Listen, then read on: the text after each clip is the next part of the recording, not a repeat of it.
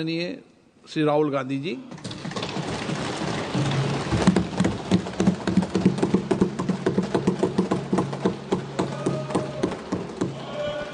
Thank you, Speaker Sir, for allowing me to speak on the President's address.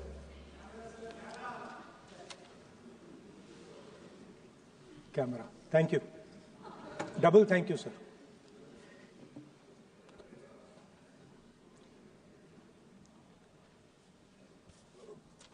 I heard the President's address. I sat there with Kharge ji and I listened to it. And I must say, I struggled through the President's address to maintain my attention on what was being said, because I had heard pretty much the same President's address the last time and the time before that and the time before that. And it was the same laundry list of things that the government has done. We have done this, we have done this, we have done this, 50 or 100 things that the government has done. And so while I was sitting there, I was thinking, okay, I am being critical about what is being said. And I am saying that this is not the type of President's address that should be delivered. Well, the question came to my mind, what type of address would an India Gathbandhan government deliver? How would that address be different than the address we heard? Because it's no point me saying that it is a laundry list and then not providing an alternative idea. And so today I would like to lay out some dimensions of what an alternative address would look like, what the India Gathbandhan would probably focus on, and where we would lay emphasis. The future of this country is going to be decided by the young men and women of this country, the youth of this country. So I think anything we say has to be addressed to them, has to be spoken to them. The first thing in front of us, and this is something I'm sure the Prime Minister would accept, and pretty much everybody in this room will accept, is that even though we have grown fast, we are growing slightly slower now, but we are still growing. A universal problem that we have faced is that we have not been able to tackle the problem of unemployment. No, neither the UPA government nor today's NDA government has given a clear-cut answer to the youth of India about employment. I don't think anybody in this room will disagree with me. I'll give a little statistic for the Prime Minister. The Prime Minister, something I would agree with directionally. The Prime Minister proposed the Make in India program. I think a good idea. We saw the statues, we saw the functions, we saw the so-called investment, and the result is right in front of me. Manufacturing fell from 15.3% of GDP in 2014 to 12.6% of GDP today. That is the lowest share of manufacturing in 60 years. I'm not even blaming the Prime Minister, because I think it would not be fair to say he didn't try. I could say that the Prime Minister tried, and I think conceptually Make in India was a good idea, but it's pretty clear that he failed. because manufacturing went from 15.3% of GDP to 12.6%. So the first question that any alternative vision would answer to the youngsters of our country is, okay, what and how are we going to solve this problem of employment? Any country basically organizes two things. You can organize consumption, and then you can organize production. Modern way of saying organizing consumption is service.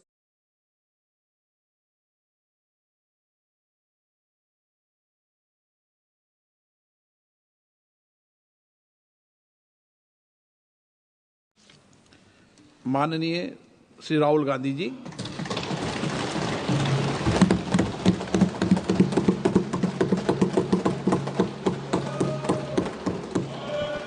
Thank you, Speaker Sir, for allowing me to speak on the President's address.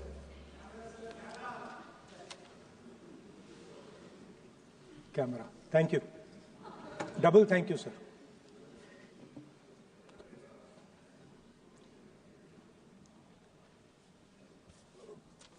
I heard the President's address.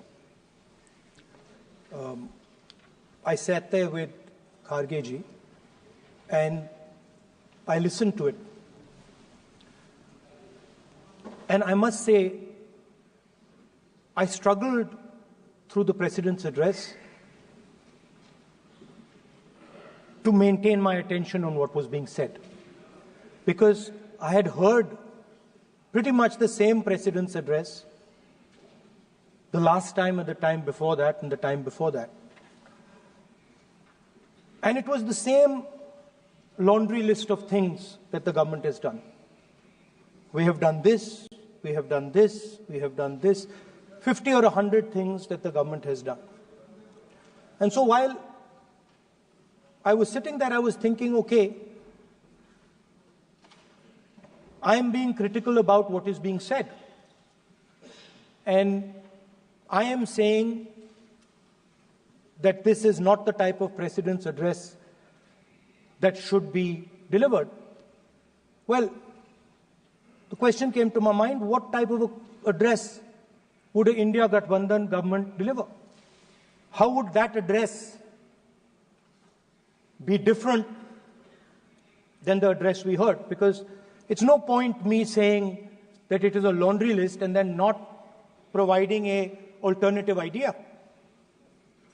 And so today I would like to lay out some dimensions of what an alternative address would look like, what the India Gathbandhan would probably focus on, and where we would lay emphasis. The future of this country is going to be decided by the young men and women of this country, the youth of this country. So I think anything we say has to be addressed to them, has to be spoken to them. The first thing in front of us, and this is something I'm sure the Prime Minister would accept, and pretty much everybody in this room will accept, is that even though we have grown fast, we are growing slightly slower now, but we are still growing. A universal problem that we have faced is that we have not been able to tackle the problem of unemployment. No, neither the UPA government nor today's NDA government has given a clear-cut answer to the youth of India about employment. I don't think anybody in this room will disagree with me. I'll give a little statistic for the Prime Minister. The Prime Minister, something I would agree with directionally. The Prime Minister proposed the Make in India program. I think a good idea. we saw the statues, we saw the functions, we saw the so-called investment, and the result is right in front of me. Manufacturing fell from 15.3% of GDP in 2014 to 12.6% of GDP today. That is the lowest share of manufacturing in 60 years. I'm not even blaming the Prime Minister, because I think it would not be fair to say he didn't try. I could say that the Prime Minister tried, and I think conceptually Make in India was a good idea, but it's pretty clear that he failed, because manufacturing went from 15.3% of GDP to 12.6%.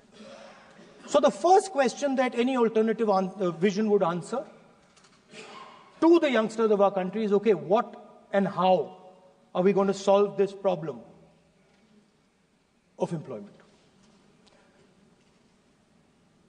Any country basically organizes two things.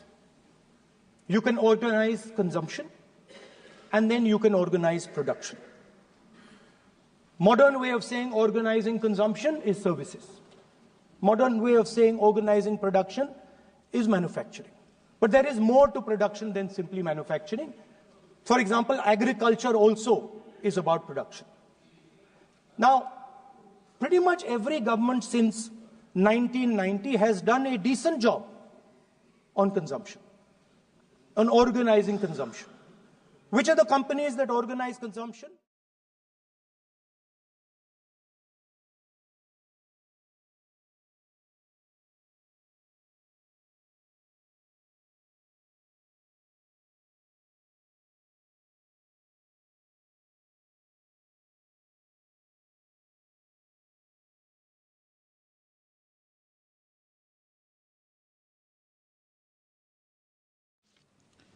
माननीय Shri Rahul Gandhi ji.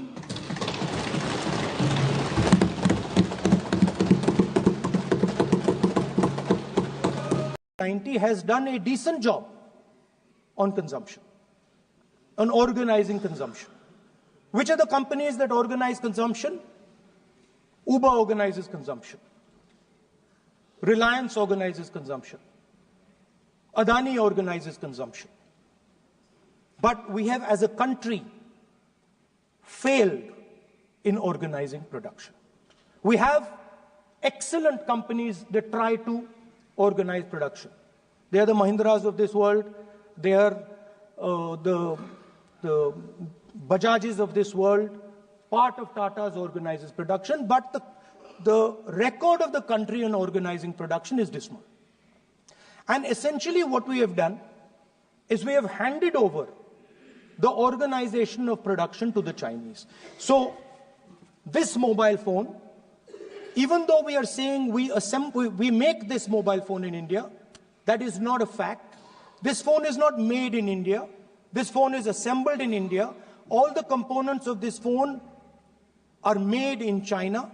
The network that has produced this phone is made in China, is owned by China.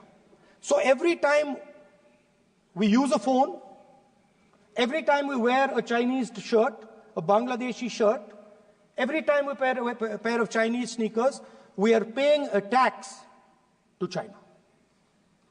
Because some Chinese youngster is earning a salary to make or to produce that product. So the first message I would give in a presidential address would be that India has to focus completely on production.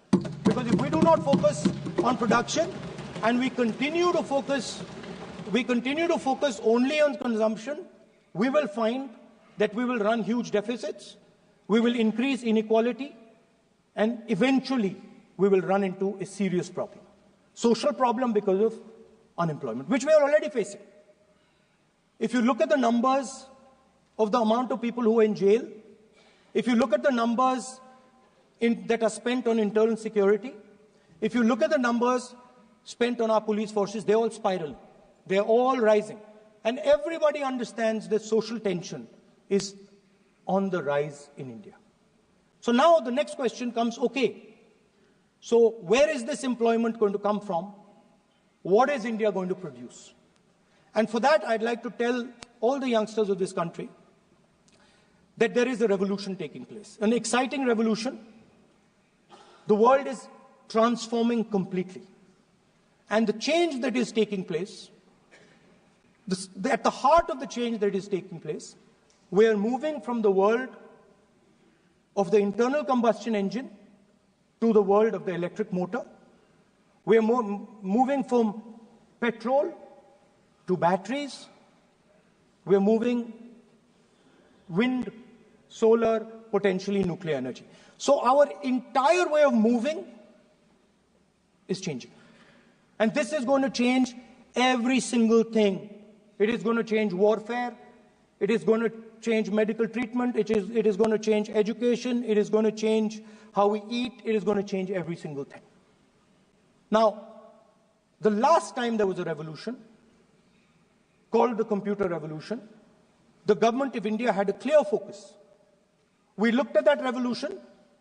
It was the Congress government. We looked at the revolution and we decided clearly that we are going to focus on the development of software.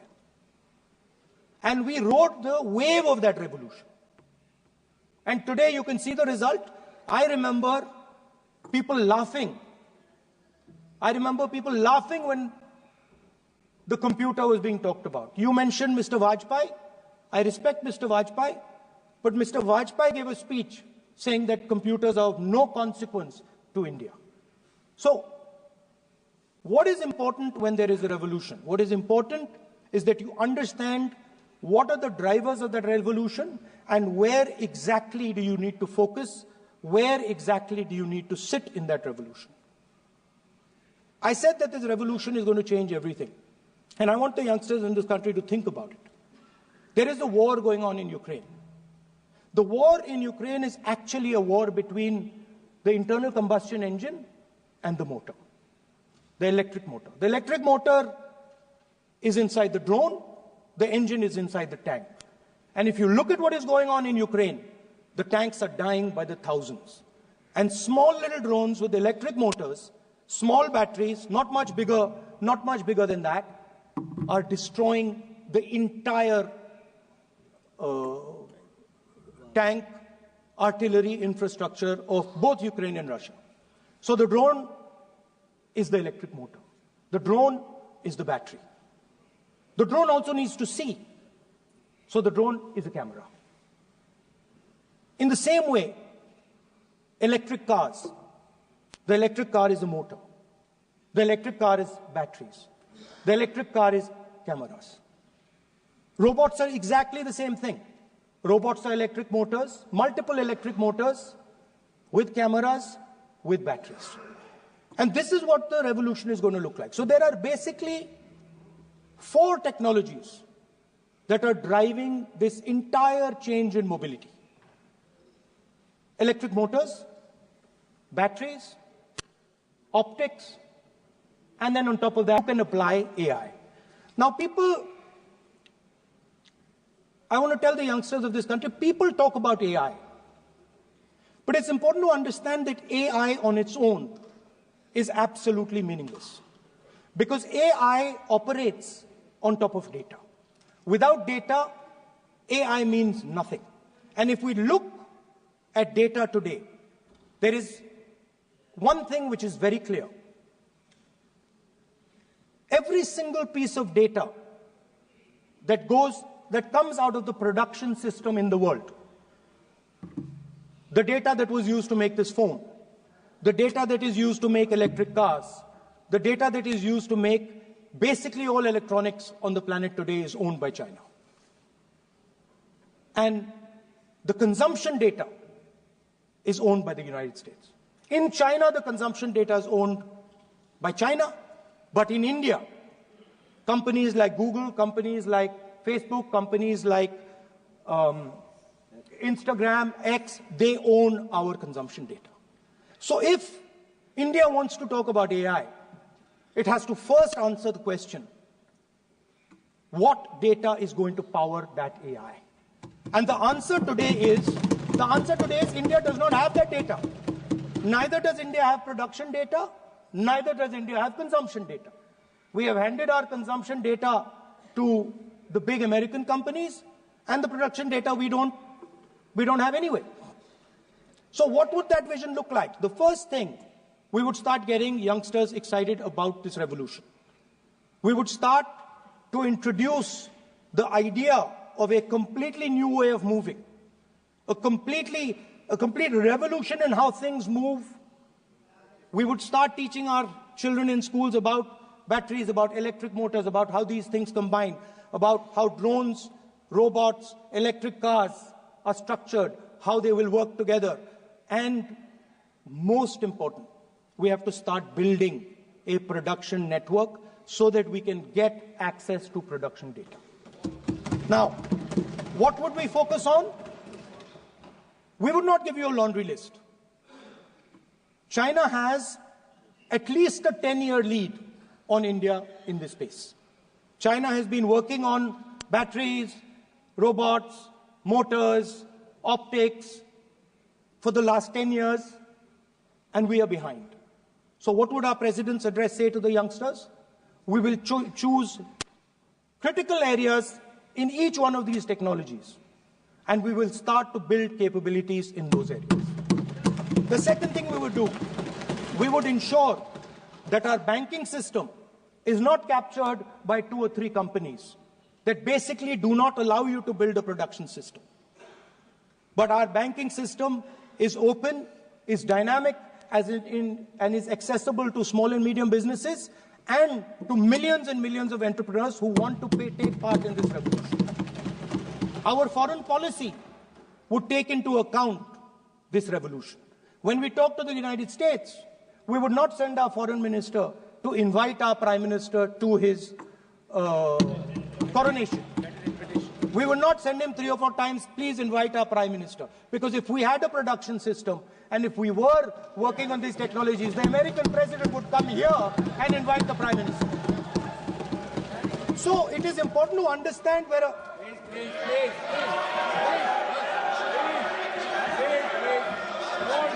Without foreign policy.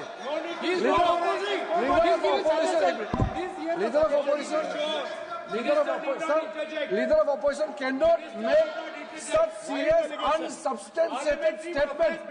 This is related to the relation between 2 countries. And he is making an unverified statement about invitation of the Prime Minister of our country. Is matter of our dignity. How can you make such kind of statement? He is leader of opposition, sir. He should be responsible in making such statement. Sir, LOP is giving us very positive suggestions. Why they are worried, sir? For the country, he is giving... Leader of opposition has the information from any official source. He must inform the House. If leader of opposition has the information, please inform the House. Okay. Who has told you that foreign ministers visited for the purpose which you have mentioned? You must specify it. So, I'm sorry that disturbed you, that question. I apologize for disturbing your peace of mind. It's okay. I've apologized for disturbing your peace of mind. I'm sorry. Apologize for lying to the House. ऐसा नहीं होता है. तो serious होना चाहिए leader of opposition को. कम से कम देश के मामले में तो एक हो. देश के मामले में तो एक वॉइस से बोलना चाहिए. ये गलत बात है. ये ठीक नहीं है. लीडर ऑफ अपोजिशन को इस तरह का बयानबाजी नहीं करना चाहिए. ये गंभीर विषय पर चर्चा चल रही है. So we would start by telling our young men and women that they have to be at the forefront of this revolution. We cannot afford that the Chinese are at the forefront of this revolution. Number one. Number two, we would ensure that the absolute best experts on these technologies would talk to our students, would talk to our youngsters, and guide them on what a future, on what these future technologies are going to do. We would make them partners in this revolution. Now, we talk about defense. And today, we have the Chinese. And the Prime Minister has denied it. And the army has contradicted the Prime Minister. It's true. The Prime Minister has denied it. The Prime Minister has denied it. And the army has disagreed with the Prime Minister that China is sitting on 4,000 square kilometers of our land, of our territory.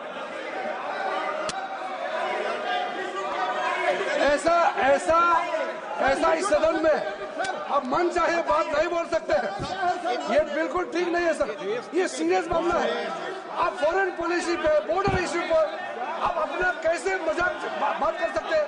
अपना मन गढ़ कहानी आप बना के बोल रहे हैं। ये तो बहुत सीरियस मामला है।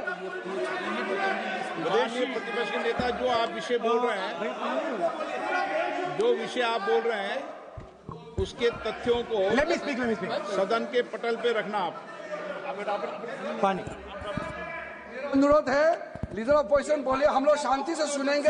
ये आपका अधिकार है बोलने का, मगर आप मन चाहे ऐसा सीरियस इशू पे कैसे बोल सकते हैं?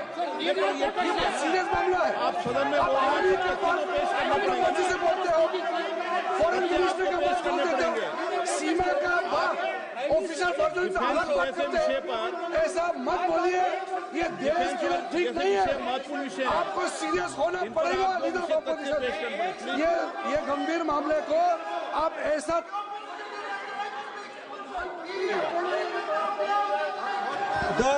The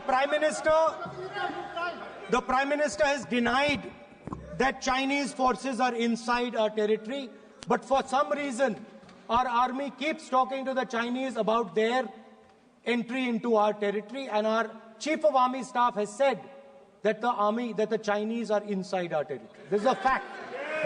This is not invention, this is a fact. Now, but the reason China is inside our territory is important. Because people think that wars are fought between armies and their weapons. But the fact of the matter is that wars are fought by industrial systems.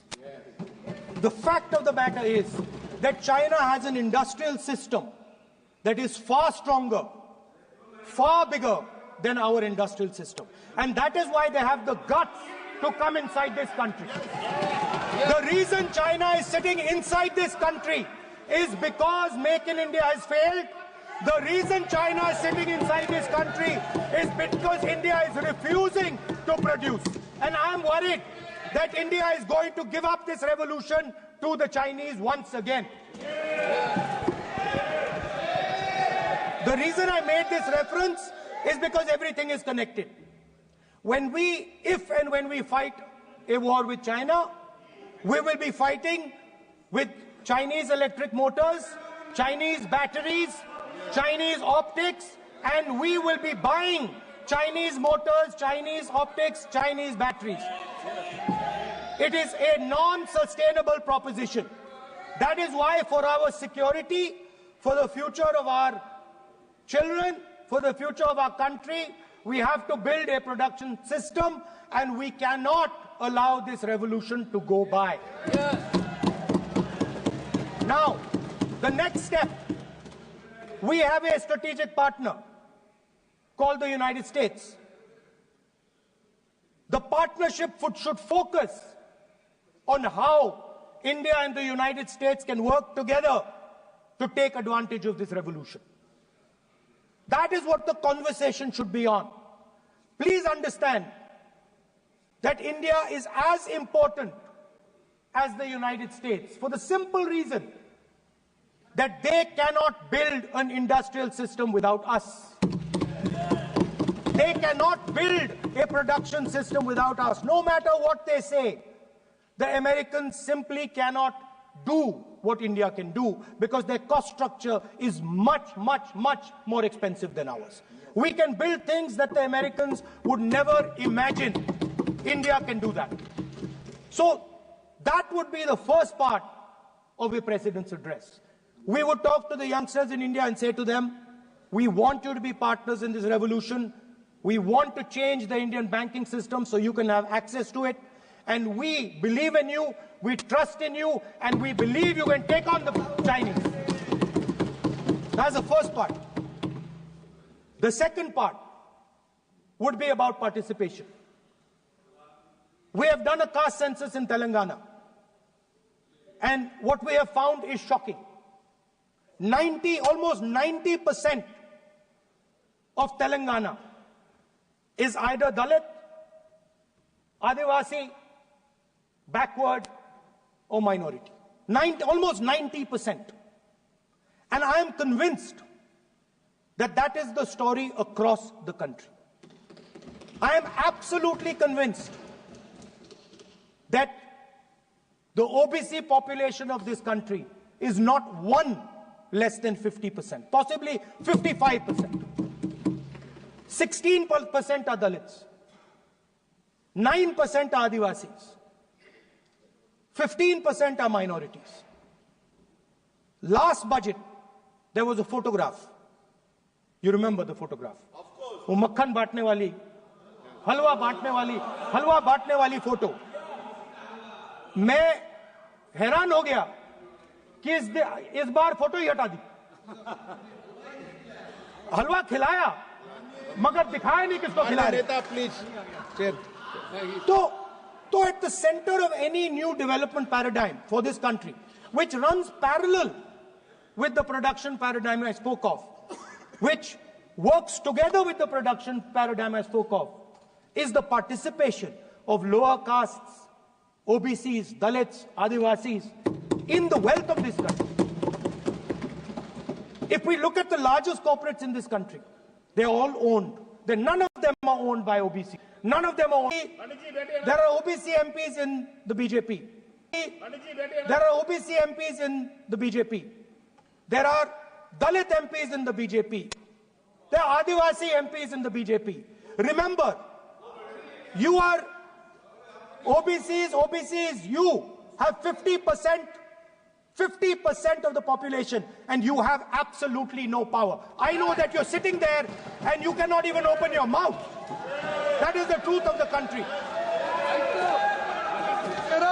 प्रधानमंत्री का चेहरा आपको दिखाई नहीं देता है. जाति जनगणना, प्रधानमंत्री का चेहरा आपको दिखाई नहीं देता क्या? Architecture, participation, revolution in this country that we are going to bring.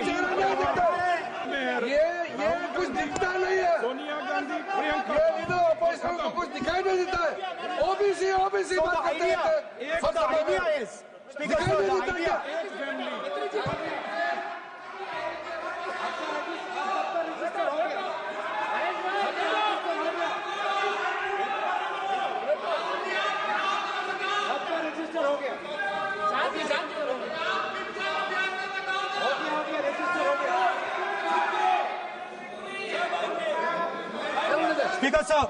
Speaker sir, so the idea is, on one side, allow India and the Indian youngsters to participate in the coming mobility revolution.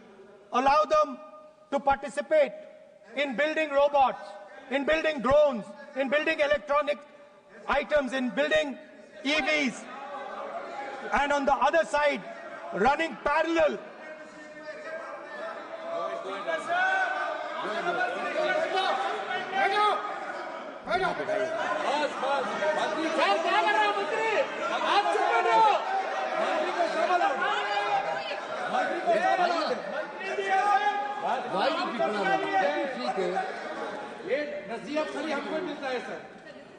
मैंने उनको ही मना किया. The country, Speaker sir. ऐसा नहीं है. आप भी बहुत डिस्टर्बेंस करते हैं. Okay, Speaker sir. So parallel ideas. One idea: participate in the mobility revolution. Whether you're thinking of economy, weapons, production, healthcare. India should participate in this revolution. India should become the master of the electric motor, master of the battery, master of optics, and master of AI applied on top of that production system. Now imagine the power of AI when we apply it to the caste census. You imagine what we will do with AI and what we will do with the social revolution in this country when we start to apply AI on the data that we get from the caste census. So we are going to run a parallel track. On one side, participation, revolutionizing the participation of Dalits, OBCs, Adivasis in the ruling of this country, in the institutions of this country, in distribution of wealth of this country. And on the other side, parallel track, challenge the Chinese and participate in the revolution and defeat the Chinese in electric motors, batteries, solar panels, and wind. Yes. So that is the first two parts of any presidential election address that any India Gathbandhan leader would give you. The final, of course, we go back to the Constitution.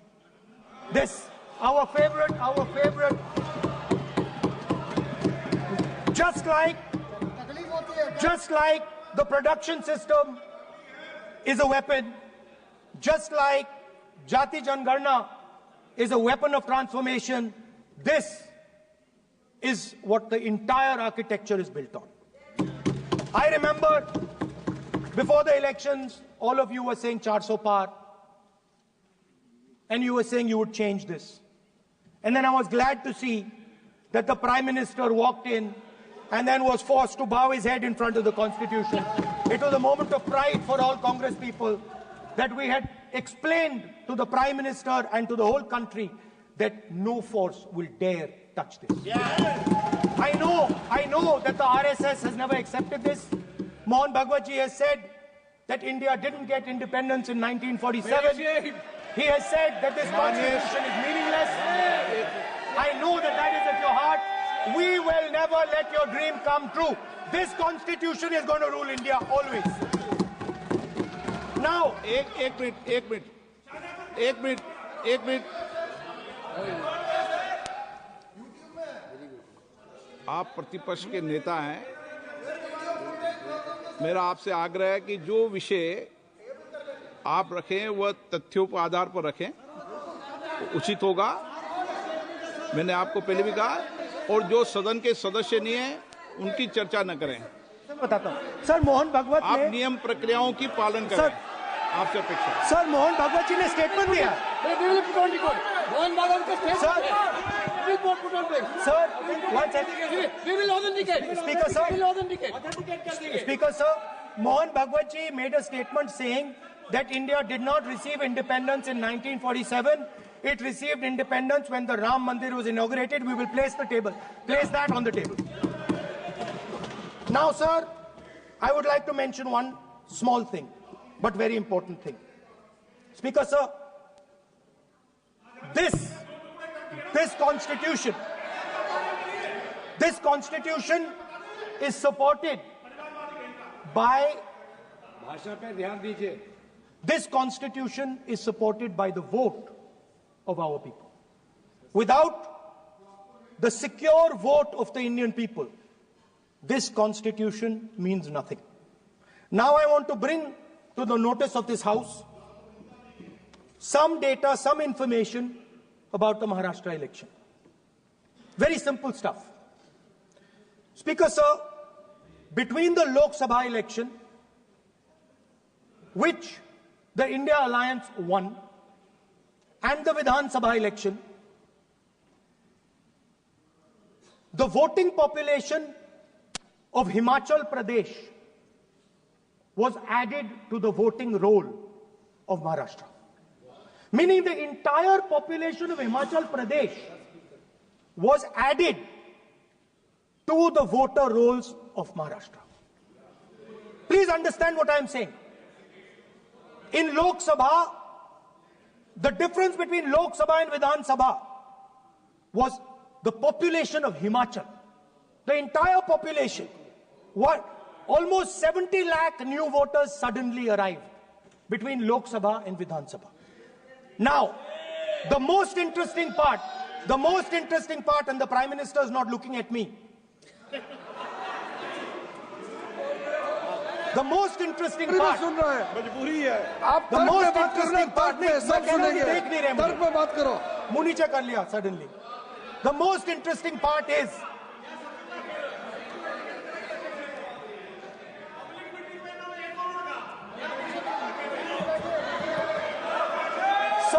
Sir, Maharashtra में more voters were added in 5 months in Maharashtra than were added in 5 years in Maharashtra. जितने 5 साल में add हुए उससे ज्यादा 5 महीने में add हुए, आखिरी 5 महीने में लोकसभा चुनाव के बाद। सर, एक बिल्डिंग है सर शिरडी में, एक बिल्डिंग में 7,000 नए वोटर एक बिल्डिंग में ऐड हुए सर। एक बिल्डिंग में 7,000 नए वोटर ऐड हुए सर। सर, मैं कोई आरोप नहीं लगा रहा हूं, मैं कोई आरोप नहीं लगा रहा हूं, मैं सिर्फ ये कह रहा हूं सर कि ये इसमें कुछ ना कुछ प्रॉब्लमैटिक है कि हिमाचल प्रदेश जितने बड़े वोटर्स लोकसभा के बाद जादू से आ जाते हैं। अब हम क्या कह रहे हैं, हमने इलेक्शन कमीशन से रिपीटेडली कहा है कि हम आरोप नहीं लगा रहे हैं, आप एक काम कीजिए, हमें लोकसभा की वोटर लिस्ट दे दीजिए, नेम एड्रेस और इलेक्ट्रॉनिकली दीजिए, और विधानसभा नहीं है, नहीं सर, नहीं नहीं नहीं नहीं नहीं नहीं स्पीकर सर वो सब वेबसाइट पे रहती है, सब जानते हैं, कभी भी कोई निकाल सकता है। स्पीकर सर, मैं समझा देता हूं सर। स्पीकर सर, वो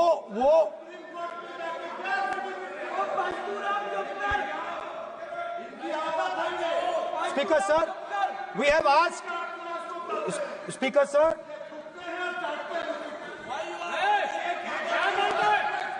Speaker sir, we are asking this question. We are asking this. Speaker sir, population of Himachal Pradesh. Please. Population of Himachal Pradesh has voted. Extra has voted in Maharashtra. We are saying to the Election Commission, please give us the names and addresses and polling booths of all the workers in the Lok Sabha and all the workers in the Vidhan Sabha, so we can calculate who these new workers are, who these new voters are. Interestingly, the new voters are mostly in the constituencies that the BJP has swept. Please understand, the new voters have been added mostly in the constituencies where BJP has swept. I am still not making an allegation.